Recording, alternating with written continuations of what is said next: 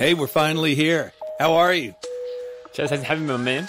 Hey, this is JP Smith for people that don't know who this big-headed, hairy human is. Harry. Well, you're not going bald for a long time. JP Smith is a 8-time All-American from the University of Tennessee, and now he is. How many years you been on the tour?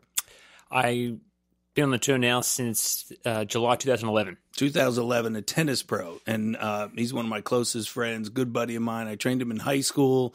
We flirt around with some stuff as he's a pro, but most of the time we could just go out to eat and have one hell of a time. We do. It's great fun, yeah. I love always coming over the house, coming to the gym, hanging out. It's been awesome. I appreciate you taking the time because I know you got to go. You're always a jet setter. You always got to get that meal in, and then you got to go. You're Best deal in Knoxville. You're whisked away somewhere all the time. But appreciate it. I know it's been a long day, and you're out of town tomorrow? I'm going to Mexico tomorrow. Yep.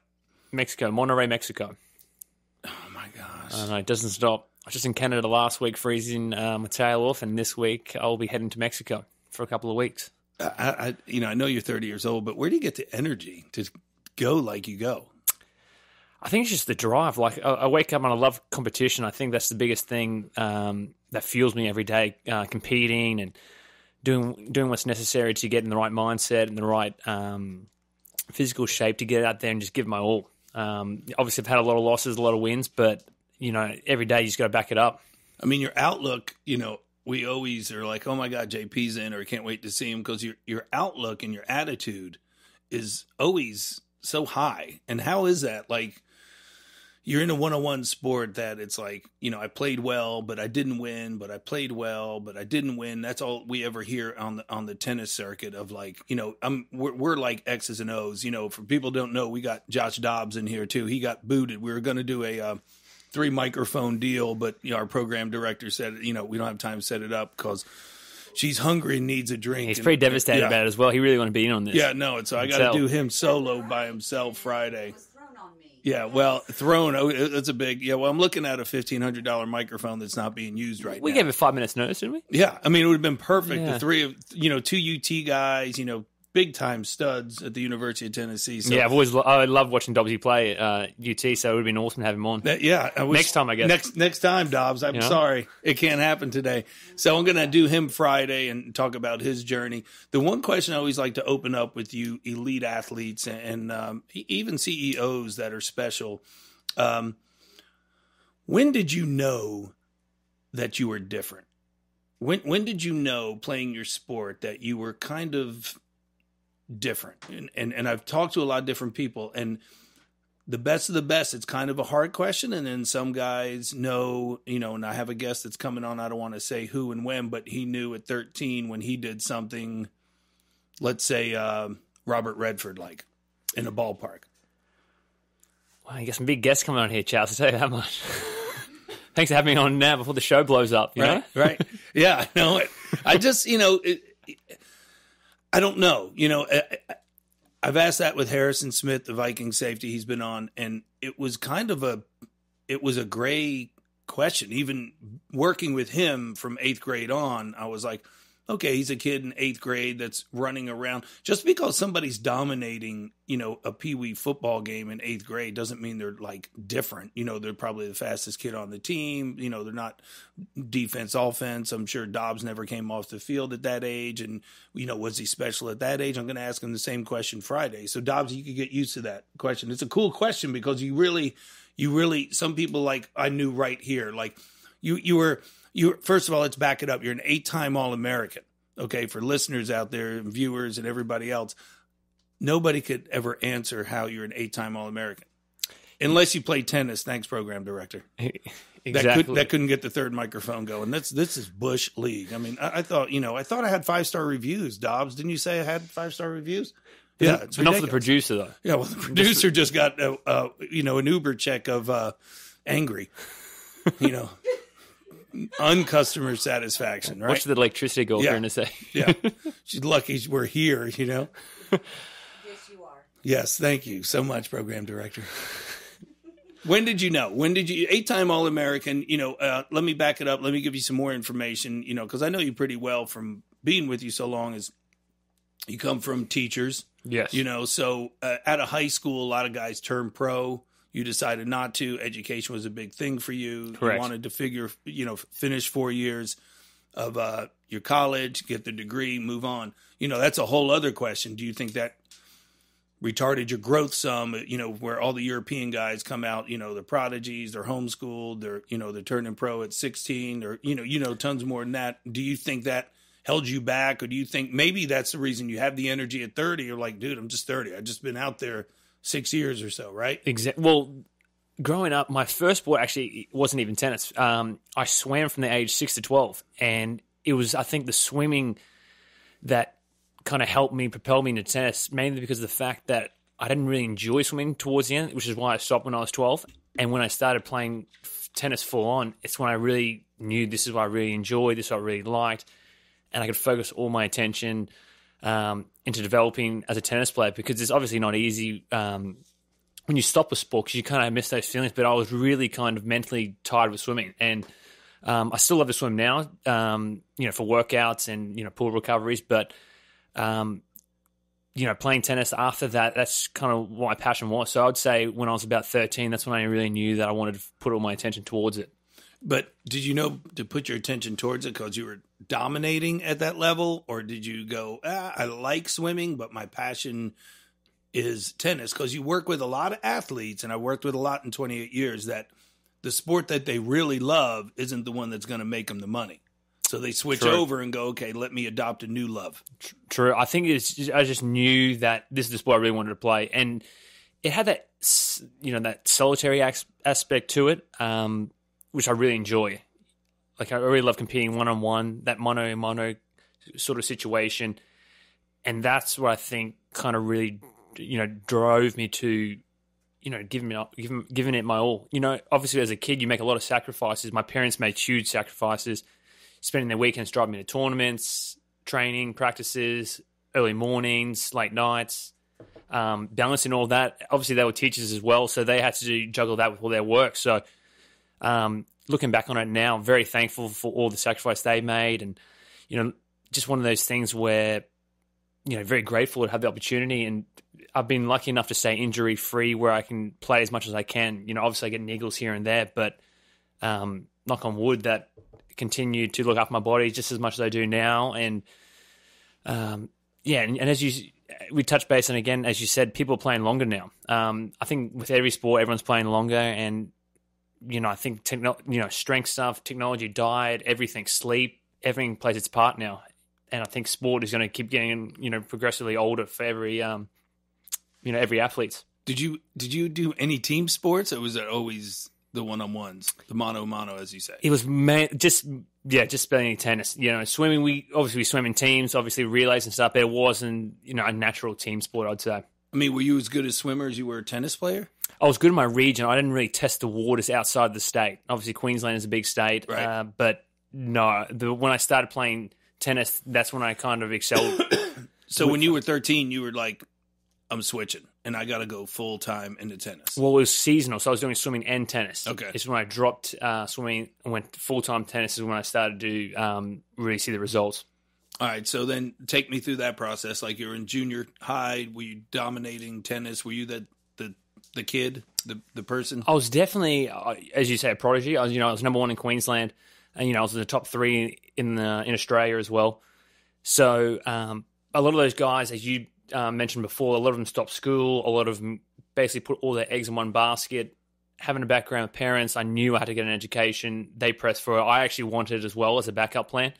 So finished my high school diploma, and then had the opportunity, to get recruited. I was a top 5 junior in the world as well. So before finishing, I didn't know that. I was pretty highly recruited by a lot of the schools over here in the States. But again, JP, when you came out of high school, could you have made that transition of going, hey, I want to go pro? And what I mean by that is, like, what does that look like to going off to school? Because once you sign, with the university or college, okay, hey, I go report here, we go through orientation, I take a visit, and then we start classes, and I got my classes, and I got my practice, I got my workouts, I got my food. It's all structured under the university. If you said, hey, at a high school, I want to go pro, you have to find like a coach, you have to find a strength and conditioning coach, you have to find a nutritionist, Exactly. a manager. So it's like forming a team. So therefore, I guess I work with some PGA golfers also, and they have to get like sponsorships and people investing in them. Absolutely, it's a whole process. All that you just mentioned. And that's another reason why I didn't want to do it as well, because I don't think if I went pro out of high school, I would still be playing today. Not only that, because of the travel, as you said, find the right team, playing the right tournaments. Because when you start out of high school, you're basically at the lowest ring of tennis. So you're playing from no ranking, trying to build your ranking up. Coming to college, obviously, as you said, strength coaches, school, you have everything kind of structured. You travel as a team, you play as a team, you get that aspect as a team, meet great people, and you get that college degree, which I think is massive now. I think a lot of people now are suddenly realizing that college can be the right route to playing on the professional level. Because you probably think, because back in the 80s, it wasn't like that at all. I mean, McEnroe and all those guys never saw college, and they were... Well, McEnroe actually did. He did 1 semester at Stanford. He did. Yeah. But then they were done earlier, like you were talking about recovery, training, nutrition, everybody's playing longer. Yeah. So now they don't think college is that bad, right?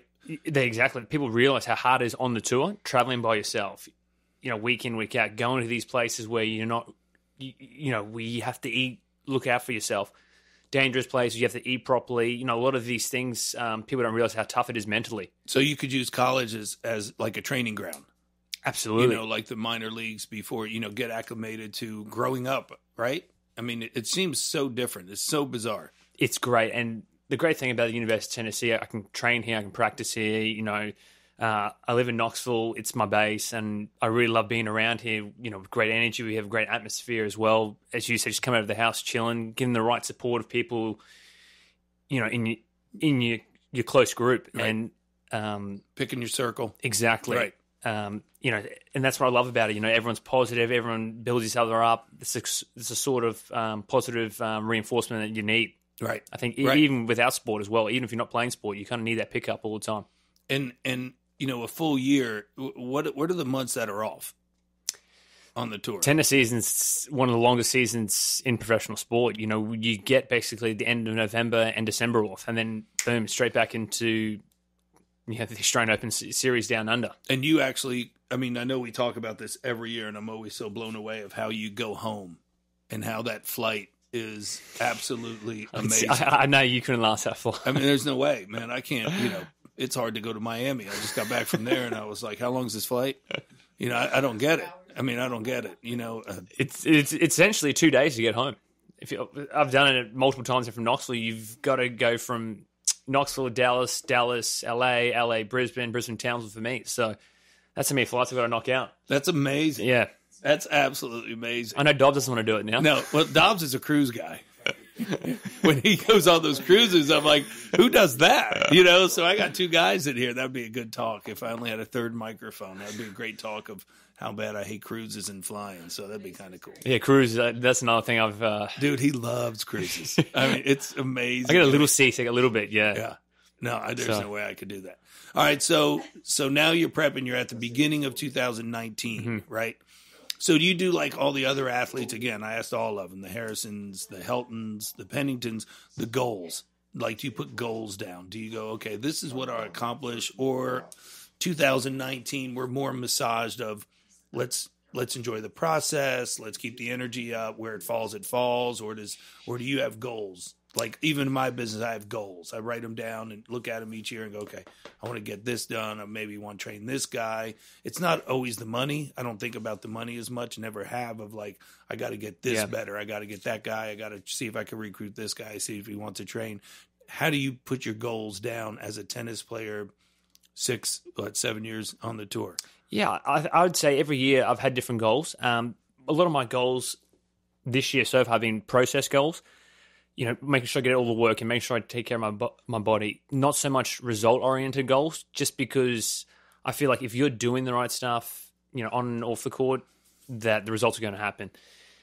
And this off-season in Australia, I did, one of my biggest goals was to get on court more in the heat. Obviously, Australian summer, it's very tough. The conditions, I'd say, are some of the toughest in the world. You get 105-degree days, 80% humidity. it's tough to really back up sessions. And that's why I really pushed my body this off season and, had a great result at the Australian Open. We made the mixed doubles final there. So it was my first Grand Slam mixed doubles. Making the final there. Congratulations. Have I seen you since then or no? No, I haven't seen me. I haven't seen me since November. It's crazy. Wow, it seems like you were just here. Time flies, I'm telling you. Soccer taco or at the house, doing crazy stuff. I mean, we met in 2008, and that's 11 years ago. Can you believe that? No, I can't believe it at all. I mean, it flies by. Yeah. So the as I call it, the one-on-one, but it's singles to doubles, and your claim to fame is he's one hell of a doubles player, and I've always challenged you with this off camera, off mic, of like, how do we get you to the singles level? What is the difference? What makeup is that? Because we talk about everybody through the Woodgym. The purpose of the podcast were type A personalities. Why is everybody a go-getter? Why is everybody a winner? Why is everybody pushing? Why is everybody, the number one thing that Dobbs and I were talking about today at lunch, consistent? All the champions are consistent. All the winners are consistent. How do you get, because I always challenge you with that. How do you cross over from the doubles to, okay, I'm 30. Like you said, you could probably play to 40 now. I mean, I was watching Fed a couple of days ago. Yeah, he's phenomenal. What he's doing now in tennis at that age, it's unheard of. And what I don't get with the big boys like that, their bodies look the same. So how do you get to that next level? Because mixed doubles champion. Okay, how do we get you? You touched on it, consistency. For me, it's always been tough backing up the singles wins, win after win after win. Because with tennis, it's not. Take football, for example. You win one week and you got that rest time off where you can kind of reset, prepare for the next opponent. Tennis is you play one day, then boom, you're back at it the next day. Got to win those 5 matches to win the tournament. In doubles, I've really thrived with that, mainly because I think, naturally I'm a pretty good doubles player. I take a lot of space up. I'm tall. I serve well, return well. Assets in my game that really translate over well to doubles. For singles, I struggle kind of, back, as I said, backing up win after win in singles. My career high has been 108 in singles. I've played for top 100 4 times. So I've been right there. And it's just right now, I think I'm in a great place right now. I'd say I'm probably stronger than I was even when I started on the tour when I was 22. So do you feel the pressure like, okay, hey, I'm 30, I got to get going. Do you feel that pressure? You don't seem like much of a pressure guy. You seem more of like a fly by the seat of your pants guy. You know what I'm saying? Like, you have fun. It's like, oh, JP's fun. We're going to have fun tonight. We're going to go out and have a good time at dinner, go back home, chill out, whatever. Yeah. You always have that fun. The next thing I wanted to talk about was, I talk about Harrison with watching film, and when Dobbs lives with me, they got their iPads. They're always watching film. They're always looking at stuff. Do you look at your next opponent and on the one-on-one game sports, as tennis, do you go, okay, I got this guy coming up after you win like your first match? Film is so critical. So you do watch film. You analyze your next opponent like a boxer does. A lot of film. I only really started getting into it a couple of years ago. That I knew the importance of it. Really? Because it's critical. I mean, obviously getting older, getting more in tune with the sport, you kind of pick up things. And that was probably one of the biggest things is watching film. Watching what you do as well. Habits, technique, a lot of this sort of stuff that, you wouldn't see otherwise unless you watched it. Do you think the big boys watch film like you think a Federer or Nadal are looking at film, or they pretty much know everybody? Everyone's looking at film. It doesn't matter who you are. I can tell every athlete's looking at film. Even the athletes I speak to. Is it set up like in the NFL where, they have it at the facility, they pass out the iPads? I mean, how do you guys, you go to the center, the training, wherever the host of the tournament is, and they got film rooms set up? Yeah, basically you just get your match on a USB, they hand it to you, and then you can kind of just go over it like that. Okay, so they hand you over a match to watch your opponent. Oh, that's pretty cool. Well, watch your match, and you can get access to your opponents as well. So got it. And who's in your corner when you travel? Do you have a group of people that are coming your way? Like, coach? So I travel with Jacob Meyer. You've met a couple of times. Mm-hmm. He's come into the gym here, and coming back here, I have Chris Woodruff at the University of Tennessee, who I really respect, and it's great insight, great value, and just one of those really solid guys that you want to have, supporting you. Obviously, I love chatting with you, Chaz. I'm just hearing like stories, experiences. Just really refreshing, I'd say. And it's just sort of that really good vibe, as I touched on before, energy as well, that, you surround yourself with the right people. I have another great guy, Ben Rogers, who I love just being around. I'd say he's a great mentor as well. I love Benny. We trained him in high school and college. Absolutely. He's awesome. Yeah. So but I know he meets you for the big tournaments, and hits with you or whatever, but your guy is basically Jacob. And what I'm saying is, do you fly solo a lot? Like, hey, I got to find where to eat tonight. I got to find where, because when I worked with some of the pro motocross guys, I took on that manager, trainer, life coach for the 16 to 17, 18-year-old guys. So the parents would pay me to go travel with them from Thursday to Sunday. So it was my job to find a gym to train out of, where we're going to eat, how we're going to eat, make sure they go to bed on time, make sure we wake up in time, train in time, get to the track. So I prepped everything, prepped all their meals. Is it anything Tennis like that? is very individual as well. So you don't you have obviously some close friends on tour that the guys I play doubles with, I'm very close with. A lot of the Australian guys I'm very close with. So we'll try and, if schedules permit, we'll try and, eat together, hang out together. But, as I said, it's pretty individual. So you kind of spend a lot of your time by yourself, analysing, recovering, practicing, training. So the daily grind. So a lot of alone time. Exactly. And you're okay with that? I'm okay with it. Yeah, I've kind of gotten used to it over the years. It's part of the job. But with that being said, obviously I like, speak to my family on the phone, close relatives, you know what I mean? Like people who, like to run ideas by, game plans by as well. Mm-hmm. So, Jacob as well, I like to speak to a lot as well. Ben, even you just sure. To give my mind off the game, hear what's happening. And when you go somewhere for like a week or 2 weeks, do you train at the center? Do they have a weight room set up with all the stuff to train? No, you've got to kind of find it yourself a lot of the time. It yourself. Exactly. Like you got to go find a gym, pay $25 or whatever. Yeah, go and get your work. Make sure you get your work in. Get on the court. Get all the stuff you need, your reps and everything like that. You've got to. That's why it's very. You got to take a lot of responsibility for yourself, because at the end of the day, it's going to come down to you. It's not. You don't have a team there pushing you from behind or a coach grabbing you by the ear and taking you to the gym or taking you to eat. If you want to put the right fuel in your body, you've got to do it yourself. And how tall are you? I'm 6'2". 6'2", body weight? 183. And is that are those numbers, you look at Dobbs, 6'3", 212, prototype style quarterback, flexing his muscles, doing his deal. Yeah. Is that good for you? Well, when I started college, I was 6'1" and 160 pounds. So college was a great platform for me to add weight in my body, kind of grow into my body a lot.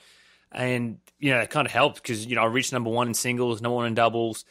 I was the second person ever in college tennis history to get 8-time All-American. So I'm the last one right now. So college for me was one of those, like I needed it. I wouldn't be able to describe it. I needed it. I mean, weren't you... Didn't you beat out Cam Newton for SEC Player of the Year? SEC Athlete of the Year, yes, 2011. I did. That's pretty cool. Yeah, it was great. That's big time. And just managing everything, school, community service. I did a lot of that at UT. Have you found that high again? I mean, you're coming off an 8-time All-American. Like, where does that high go? Did you feel it when you were mixed doubles champ at the Australian Open? Was it anything like that? What would be... Just to clarify, runner-up. At the Australian Open. Okay, runner-up. Okay, so the parallel of 8-time All-American. How do you? I mean, once you've gone to Mars, what do you do? Well, I have a lot of tennis goals left. I want to hit as well. So, it was great. Obviously, getting that done right after college. But there's so many more things I want to accomplish in tennis, and athletically as well. I want to get better at so many more things in my game I need to, fine tune as well. So there's always work to be done. And I haven't really touched on much of it. I don't really settle. I like to keep moving forward. I'll probably ask you a corny, sappy question, but your flight home, after the year rounds down, and the sun's going down, do you ever sit in the plane and go, okay, what's next? Did I have a good enough year to keep going? Because you always seem so up. Your attitude is always so bubbly. It's like, how does he do that without, man, I nailed this tournament, I got this tournament? Or do you see those progressions that a normal person wouldn't see that's not in the tennis game of like, you're making steps forward. You're still moving forward. You're still falling forward. You're still progressing. People have to progress to make happy. I was telling an athlete, it's like losing weight, whether it's 2 pounds or 5 pounds, that makes you happy. Not the goal, but it makes you happy and it makes you move forward. It's amazing. It's great that you actually said that, because when I actually do fly back, and I remember I was hanging out with Ben, Chase. Who's Chase? Chase Thomas. Chase Thomas. We're at your house. Remember we were chilling out there? Oh, on the yeah, porch, we're hanging out. Everyone came over. We had the hoodies up. The local tennis pro. Yeah. We had the hoodies that was up. here in Knoxville. The hoodies up. Yeah. The hoodies up. Chase. That was the last time. Then I went home after that. So, it's great. It's one of those things where you get on the plane, you kind of think of the year. There's a lot of what ifs in tennis. You know, Right. tennis is so close. A single point can change the outcome of the match, just like any other football match. A single call can change the match, and a lot of what ifs. And when you get to that off season, it's you need the recovery, but you're also so ready to go out there and keep working. Like you just want to keep working and working, so you reach these. So you get those weaknesses become strengths. And that's how I feel when I'm on that 2-day flight back. I'm antsy to get out. I'm one of those people. It's hard to sit still and kind of relax. I want to be doing stuff. I want to making sure that I'm doing everything I can to get the most out of myself. Do you journal? I mean, like write down your thoughts and your overall synopsis or review for the year. Like again, you have that flight home. Mm-hmm. I mean, that's a huge reflection flight. I would call that as being a trainer, and I was with an athlete and we were journeying home if we lived in the same town in Australia, of going, okay, let's go over the year. Let's see, what we did well, what we didn't do well, what we could improve on. Do you write it all down, then look at it, and those are the things that you build? Do you build a plan for the next year, or do you just review what you did the year before? That's exactly what we do. So Jacob and I, we love just kind of going over stuff, like highs and lows, the same thing, losses, wins, what we did well here, where I played my best tennis. Is it hot conditions? Is it cold? Is it indoors? Is it on the clay? Is it on the hard court, the grass? So many services you have to get used to, conditions. Every week's a different condition, different balls, different stringers, different food. So you really want to kind of find the right places where you play well, what you do well, and make it a routine. Like, so you want to play those events every year. You want to leave that event out of your calendar. You need to do more training weeks. You need to get stronger here. You don't hit enough serves the weeks leading up to tournaments. You don't, everything. You're not stretching enough. You're not doing enough prehab for your shoulder, your knees. So, yeah, you kind of look at those periods where you were injured, where you're playing well, where you had your best results, where you were mentally. For example, I'm going on the road now for 4.5 weeks. Looking at the end of the trip, was it too much? Could I go one more week? You're kind of assessing. It's a lot of assessing going on back and forth. So, all right, I got to ask you a question. What's this one? No, it's a pretty good question. It's not bad. All right, my timer now is saying 35 minutes. But what time's Cassie's close? Do you want Cassie's tonight, Josh? Hello. I know he was wanting Do we need to close that door? It's the first time we haven't closed the door. Nobody's here. No noise. She's on edge tonight. Apart from the phone ringing, no noise. Yeah, no noise. The local tournament here in Knoxville, what's that called? The Knoxville Challenger. The Knoxville Challenger. Yep. And, I've been watching you play that every year. And Yep. It's always like, come on, man. Let's win it. Yeah. Is that really a stupid statement to say, like, let's win it? Because, like, you just broke down, like, this is a game changer. A game of inches, as Dobbs would know that also, it, like, changes the momentum of the whole game. So is it the same way of, like, I just can't say I want to win it and blow through these people because I'm much more talented than the second guy in here. Is it like that, or is it the pressure of coming home to Knoxville, playing up at the University of Tennessee in the Good Friends Center? Is that kind of like, I don't have a shot. I'm 210s. I got home crowd. Everybody's coming to watch. Charlie's going to yell at me again. Probably bring some people to heckle. Drink some wine. Bring Cody. Cody's going to heckle him while he's playing, and I mean, I'd love to win the Knoxville Challenger. I've won it in doubles, but as a tennis player, there's going to be one winner at the end of the week, and 32 guys. You're both giving your best you can. You're not going to win every week. And that's what I'm saying. Like, You're always, I remember Todd Helton when he was in the majors, and the minor league guys get called up, and they get mad because they struck out, and the first thing he always says, "Get ready, you're going to strike out more than you're going to hit." So get used to that. Yeah. So you don't go into a tournament going, I'm going to win this. Like somebody's going to go into a football game on Sundays. Dobbs is going, we're going to win. We looked at what we're doing. We're prepared. We're better than this team. on special teams, on offense, defense. I mean, we're going in to win. It's not like, oh, we might take a loss. I mean, Dobbs, you ever say I might take a loss? No. So it's different on a Sunday. We're going in to win. Your mindset. My mindset, you're going to I'm not saying well. it's bad. Yeah. I'm just saying, like, it's not like I'm going to go in and win. No, every match you want to win. Like, you see me before the match, like, I'm pretty locked in. I mean, but do you look at the players? Because you know a lot of the guys Yeah. out there on the tour, like, I could beat him, I could kick his ass, I could beat him, I could kick his ass, or, oh, wow, I can't win. You know, there's It's never anything like that. No, I never walked in a match and be like, oh, this guy's got me beat here. So everybody's pretty equal. Everyone's very equal. Up until the level of, like, the feds again. You know, it's like, okay, well, I mean, there's people that get upset because they're not playing well.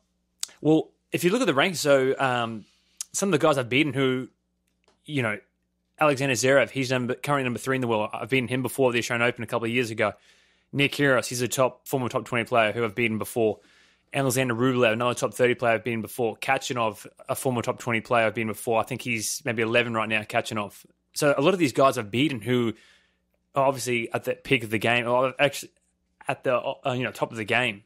But as I said, it's the consistency of winning, match after match after match after match, where you get all the points to make your ranking jump. And would you say luck's involved? Oh my gosh, he had a lucky call, or he was just playing, There's always off the charts. Yeah, exactly. Depends how your opponent plays. There's a lot of net chords, as you said, calls, a lot of sort of stuff like that as well. Goes into a part as well. Okay. I got one more question, then we'll wrap it up, and I'll take everybody out to eat, okay? Because we got some angry customers over here on the side right there. One's pouting, one's telling us to tap it out, and not the good tap out. You know what I'm saying? Just a tap out. Okay. So what's a yearly annual cost to be on the tour? I've always wanted to know that, and I don't know if I've ever asked you that. All the lunches and all the dinners and all the hangouts at the house, I never go... What's it cost for a year to be on the tour?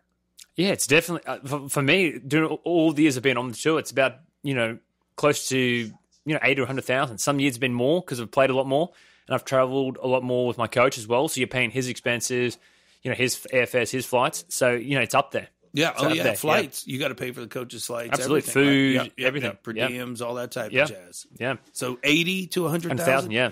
And you paid it. Do you have to pay like for the events to get into, or you're just in the event? No, so you pay an annual fee for it's called the ATP. That's basically the registration fee. Okay, so and that covers the fee. So it's a pretty hefty fee as well. You got to pay as well. It's a hefty fee, but it gets you in all the tournaments if you qualify or whatever. Yeah, and then you pay. Did you know that?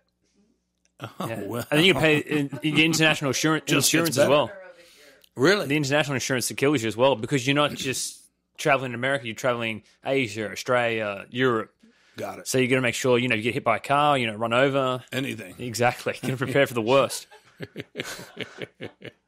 A lot of stuff goes into it. So well, I think I got a lot of questions answered tonight. And I really do appreciate you taking the time. No, thanks. I've been listening to podcasts. I'm actually glad I could jump on one here. Just 5-star me, like an Uber driver. There's people who always ask for a 5-star Uber. I give them 2. Dude, I didn't even know about 5 stars until Dobbs just told me a minute ago. Now I'm like, you guys are going to have to open up the doors for me at the restaurant. It's going to be, come on, guys. You're going to tell everyone who walks to this gym to 5-star. They don't want their autographs from Dobbs. It's going to be me. I'm a 5-star podcast with 9 of them. Okay. Tell everyone to listen to your first one, huh? Yeah, listen to my first one. JP, I appreciate it, man. I love you. I wish you the best of luck. Thanks, Chaz. Appreciate it. Thank you.